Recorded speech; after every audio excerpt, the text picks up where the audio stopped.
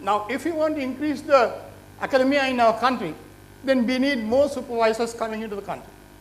So what we propose is, right, bring foreign professors into the country, let them spend time here so that we can supervise PhDs.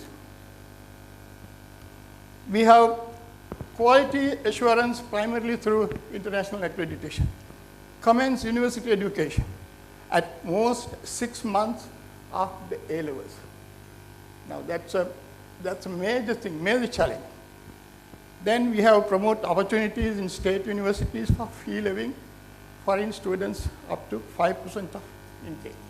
Then we have marketing, the same academic staff visits to potential source countries. These are all happening, but we want it given more prominence. Now these are some of the other ideas that we have popped up. The single window service center. I'm doing a survey on private higher education institutions. Everyone tells me we have to go to the company registrar. Some of them go to the BOI. They have to go to the Ministry of Higher Education. They have to go to the tertiary vocational education, where I was also the chairman at one time. They have to go to various other regulatory institutions to get their annual things done. And things don't happen smoothly. I'm sorry, because I'm not criticizing, but unless we look inwards, we will not be able to rectify ourselves. So basically what I'm saying is, let's have one single entry point, a window, so that all these education providers can really go and put their name down and say, this is what we are doing, and that is the point of contact for submissions, annual returns or whatever.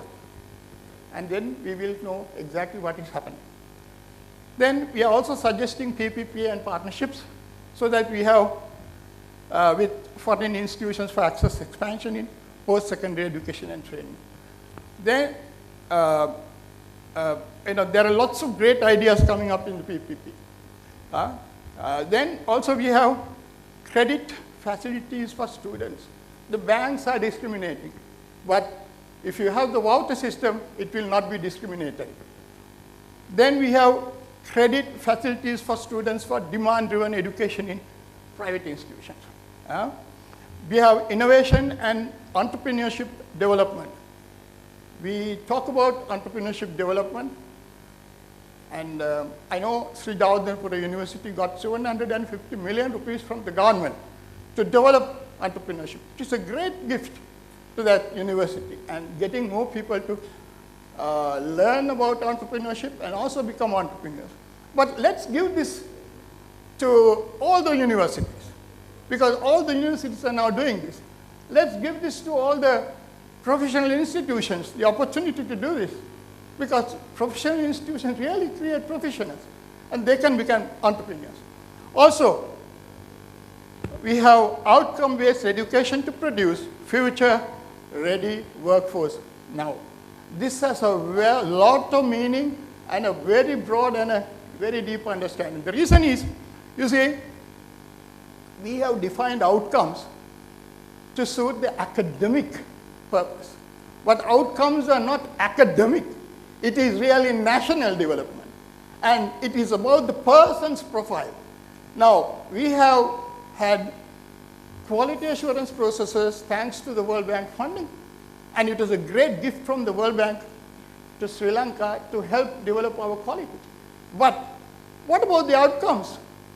Every week we find the students hanging around in front of the ward place head office, right? Every week. And that's a strategy adopted by these people to destroy education.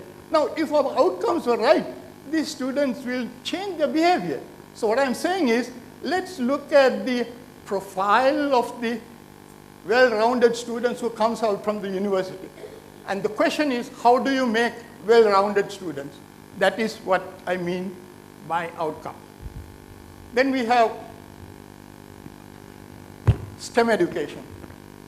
Thanks to Mr. Sunil Hettiarati, there is a great initiative taken by the Ministry of Education, Ministry of Science and Technology and Research to introduce STEM education in the education sphere.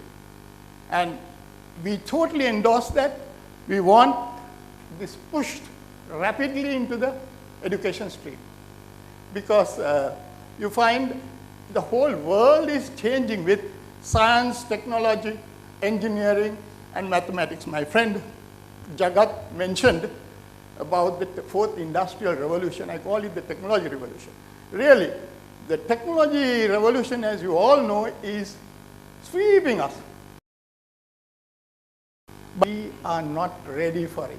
So it is going to be a crazy thing if you talk about blockchain or something like that. Nobody will understand here. Really, we need to really, get this into the students. We have,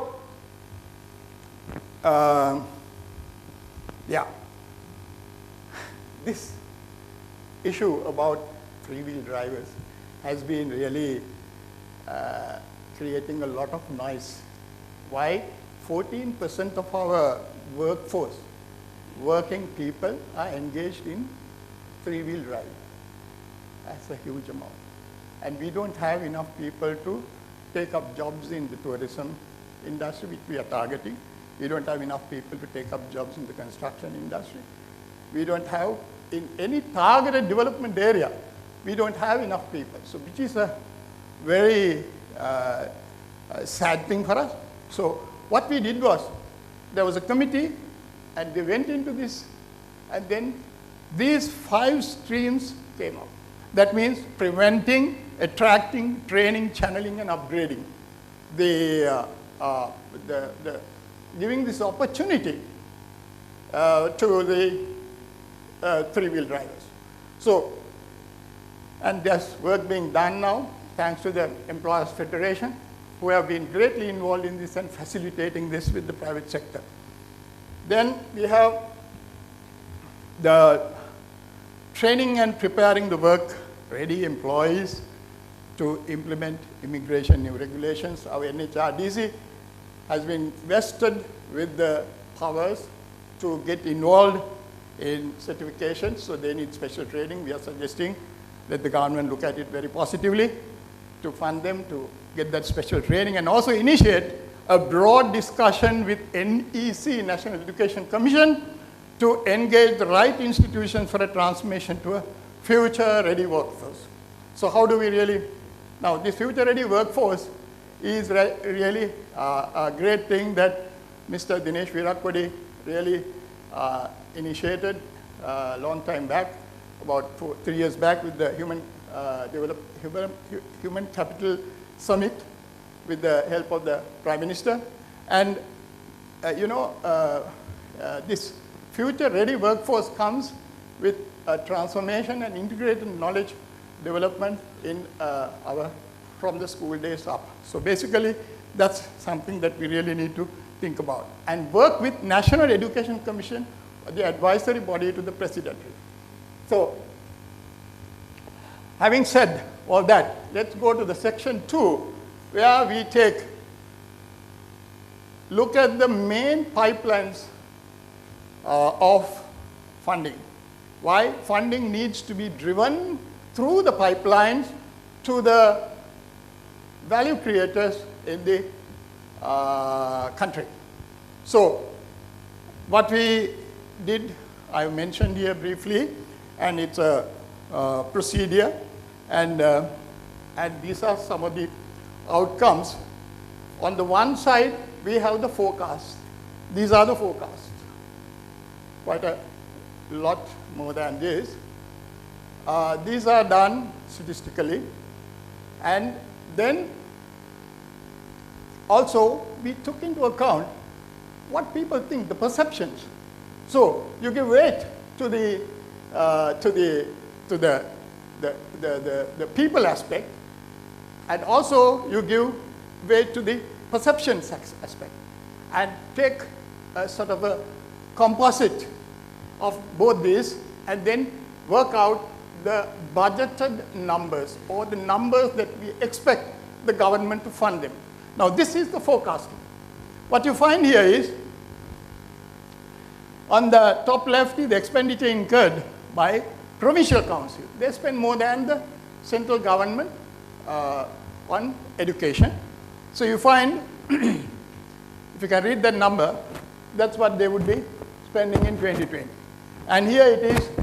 Then this year's number we still don't know because it's still in the pipeline, right? But you can very clearly see this trend, how it is going up, okay? And then you find here the expenditure incurred by the Ministry of Education for their thing. But it is less than this in terms of value. Now, this one here is the total expenditure by the Ministry of Education and the provincial councils. That is the sum of the central government and the provincial council, and that's where it is. So we expect it to be about 232 billion by end of this year. It's a lot of money. Then you find this one, post-secondary education, which is where our really the professional skills get developed, right? You find here you have 2018, 72 billion, 85 billion in 2019, that is what we are budgeting, okay? Now, these are not the budgets, these are the forecasts. The budgets are slightly different to these because we have taken these two aspects. One is this, the other one is the perspective, and you make a composite to make the budgeted figure. That's how we approach it. So, this is the total figure. Look at the total figure.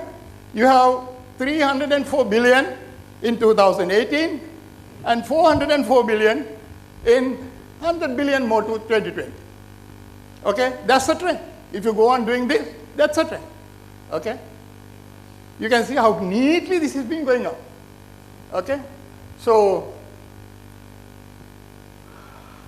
right now here is the shocker.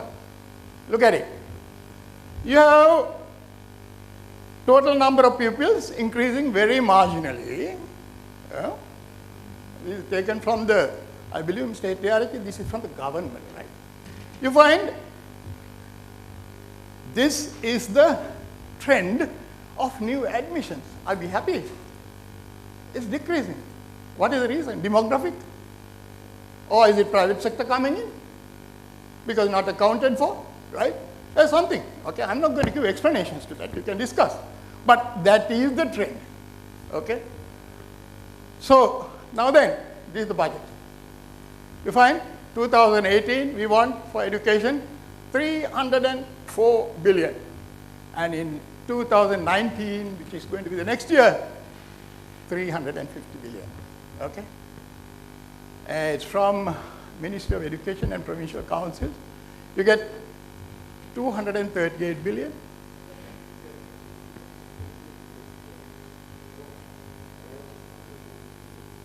I see. We'll correct that. Thank you very much, because when we start searching for numbers, there is not a single institution in this country who can give us actual numbers, what is happening right now. They have times, amounts different. In certain cases, we had to work with numbers from 2015, 2016, particularly in the skills development area. It is very sad. You see, why can't we have this? It's very simple. If you ask me, I will show you how to do that, free of charge. This is the higher education millions we are seeing in the forecast, like 73 billion in 2019 and 90 billion in 2020, which is great. You find vocational education, again about 10 billion in 2018 and then about 12 billion next year. Those are the figures that we came up. Post-secondary education. Post-secondary, to make some people here may not know what post-secondary means. Post-secondary is actually if anybody leaves the school education, we consider that as post-secondary education. And the post-secondary education gets you into, or your children into, higher education, vocational education. And also, now in vocational education and higher education, there is a huge area that we want to focus, we want to target on training and skills development. That's why we put the numbers here separately. Okay? So, and that goes from the budget of the post-secondary education, right? Targeting. So, now these numbers, by looking at them just like that, doesn't make much sense to you unless you get it to spend. So then you know how to spend. So basically, the institutions in this country really should look at sensible ideas, where to spend this money, and then start spending.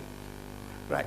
Now, you see, I started working on a budget for these institutions. What are these institutions?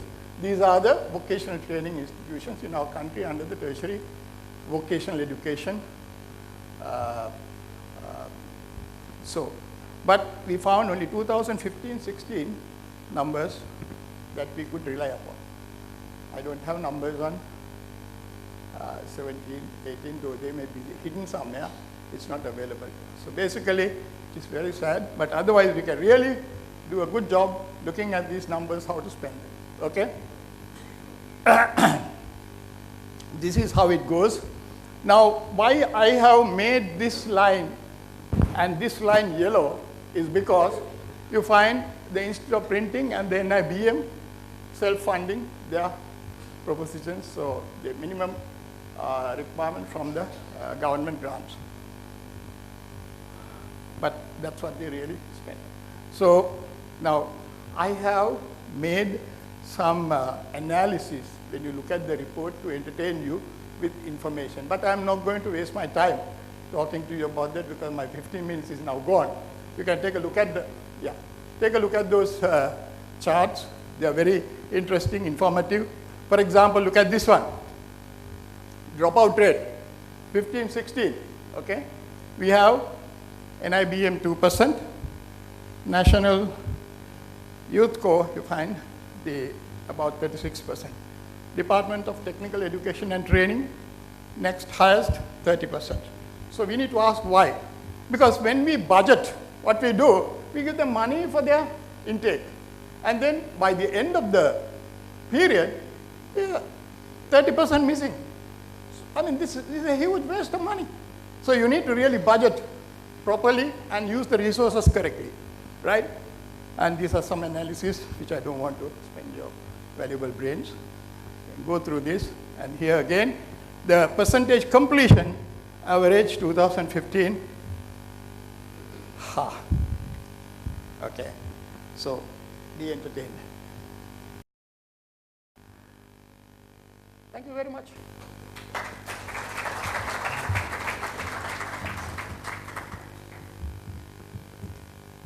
Thank you too, Dr. Chandra. You have spoken with passion. That's no other way to express it.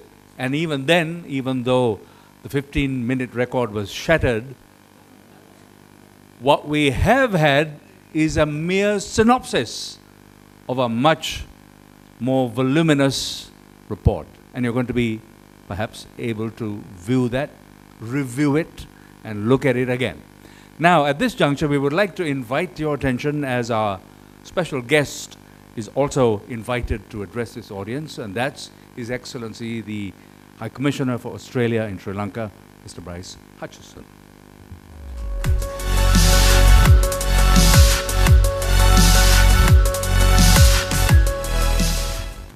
Thank you for that introduction, State Minister of Finance, Honourable Erin Wickramaratne, Chairman of the National Human Resources Development Council, Dineshwara Cody, Dr. Chandra Ambaldenia, other NHRDC members, Mr. Sunil Hetarachi, the Secretary of the Education Department, President of the Institute of Chartered Accountants, Jagat Pereira, senior officials, distinguished guests and panellists, ladies and gentlemen.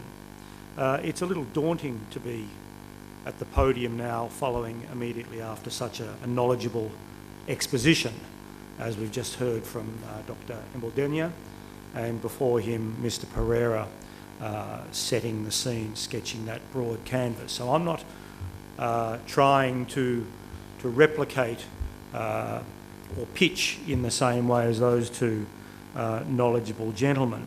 I could stand here and talk about school education, and Australia has played a strong part in supporting school education in Sri Lanka over the years, particularly through our partnership with the World Bank and the Education Ministry in the successful Transforming Schools Education project, the TSEP as it's known, which is now concluded, but which Australia funded very substantially over a number of years to strengthen school infrastructure, to assist with teacher training, to improve curricula and the like.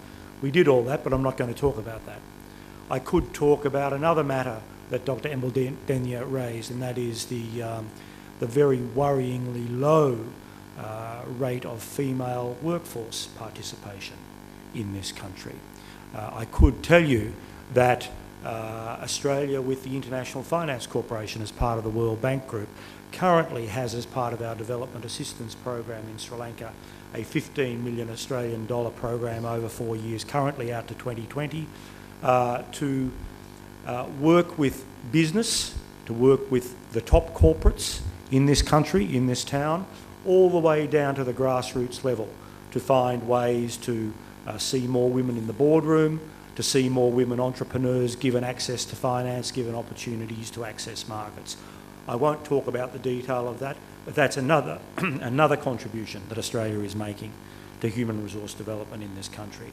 I won't talk in detail either about international education.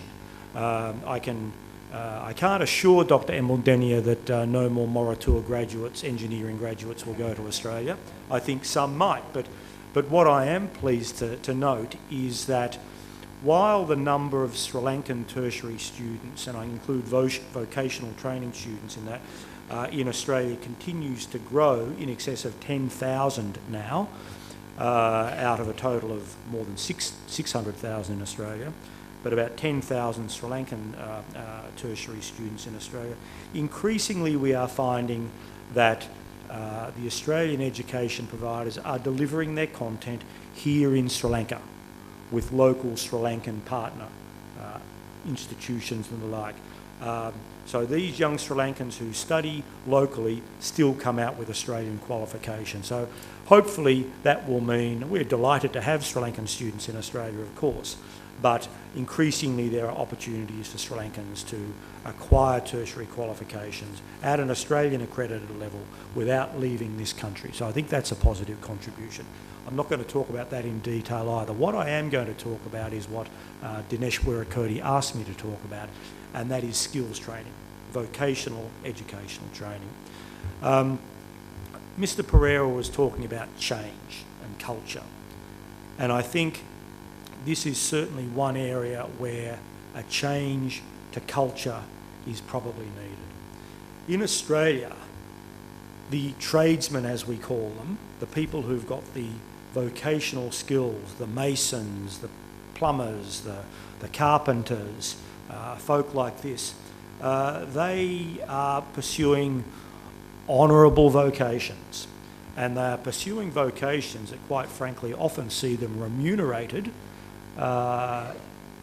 better than the white-collar workers, the professionals, the university graduates. There's no shortage of plumbers in Australia who are millionaires, who drive very fine cars. It's a perfectly legitimate livelihood. I think here in Sri Lanka, apologies if I've got it wrong, I've only been here 2.5 years, but it seems to me that the value that's attached to a vocational livelihood is perhaps not as great as it could and should be. It seems to me that many parents in Sri Lanka want their kids to grow up to be doctors or lawyers or accountants or perhaps politicians. I don't know, Erin, whether that's true. But the point I want to make here is that I think there is much more that could be done in this country to shift mindsets and to provide opportunities in the vocational training space. So that's perhaps all by way of introduction. I did want to say that Australia in our own small way is trying to make a contribution in this space through our development program. We have an initiative, what's called Skills for Inclusive Growth. That's valued at almost $15 million over 4 years, under which we are rolling out at present in the 3 districts of the Eastern Province and in Polonnaruwa district, a program of skills training, vocational training for young and sometimes not so young Sri Lankans to acquire the skills that are so desperately needed to supplement the growing tourism sector. We have identified, as the government of Sri Lanka has identified, that tourism is going to be one of the engines of growth for the Sri Lankan economy going forward. And yet industry has clearly identified significant skills gaps, whether it be at the top end of managing, whether it be at the lower end of waiting on tables or being a doorman or running a surfing safari. There's all sorts of ways in which people can feed into the tourism sector if they've got the skills. So we are working with training providers to try to achieve that. We'd like to see fewer three-wheeler drivers, quite frankly, and if more of them can work in the tourism sector, that's all to the good. I'll talk now a little bit about Australia's experience with vocational training. I was very interested to hear the remarks by Dr. Emildenia about the voucher system, about the importance of providing students with incentives, with access to credit and the like. I'm not saying that we in Australia, our model is perfect, but it's actually serving us pretty well. So I thought I might talk a little bit about the strategic direction of our vocational training model in Australia, and then a little bit about the funding model. We believe that our vocational educational training system is well respected.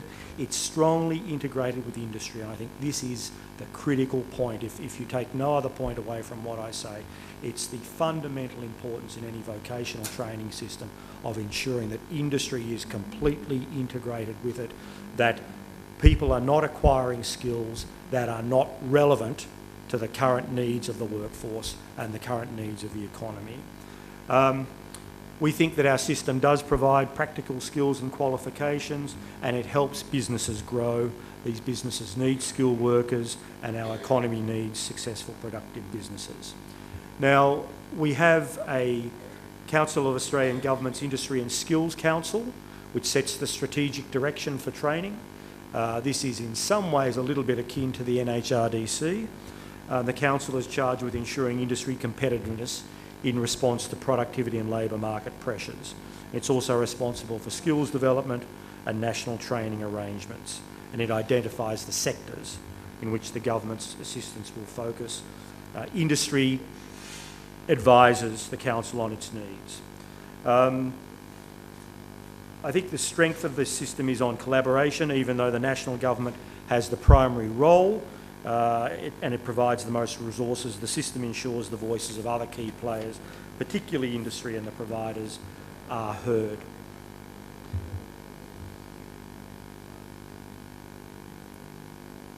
I see there's some disturbance in the crowd. So how does Australia fund this? Well, funding is always a great challenge, and it's a complex one. We have a multi-source funding model.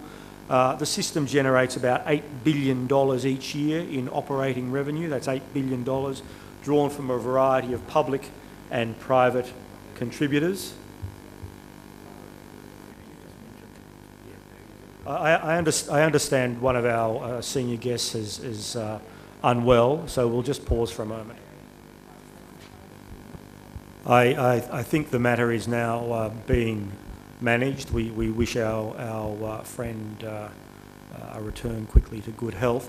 I'll resume my remarks, but I will abbreviate them because I know that time is passing. So I've talked a little bit about how we set the strategic direction of skills training in Australia, how we fund it, and the funding model, I think, is an interesting one. The bulk of the funding, about 2/3 of it, does come from the national government, but a significant share of the funding also comes from the students themselves, not just students paying fees. And this is relevant to the voucher system. Students are provided with loans. They have access to loans to fund their own vocational training education. These loans will need eventually to be paid back, but not until perhaps years to come, when by which time the student, by then in the workforce, has attained a certain income level. So it's only when the student has attained in their career a certain higher income level that they are required to pay back the loans, interest-free, but adjusted for inflation. So that's an interesting model, I think, that's worked well for us in Australia.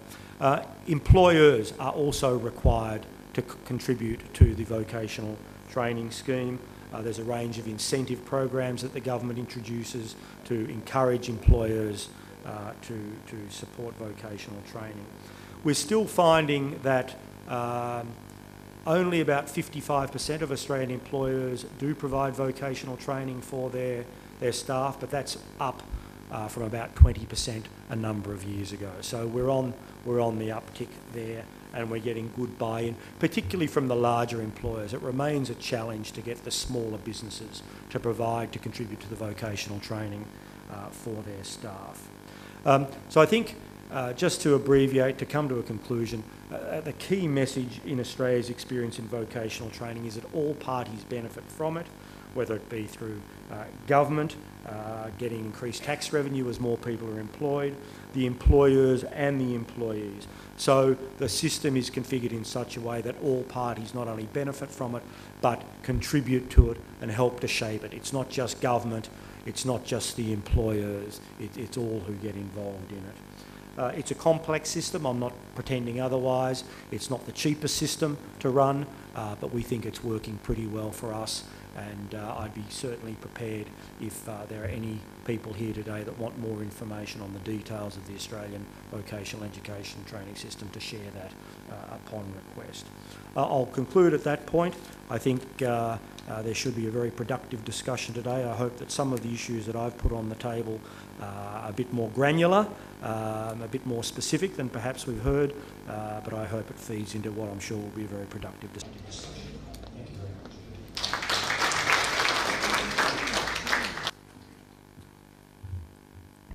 Thank you too, High Commissioner, for those remarks as well as the insights shared and helping us to appreciate how things might run in your own country. Now, I'd like at this juncture to invite Mr. Dinesh Veerakkodi in his capacity as Chairman of NHRDC and all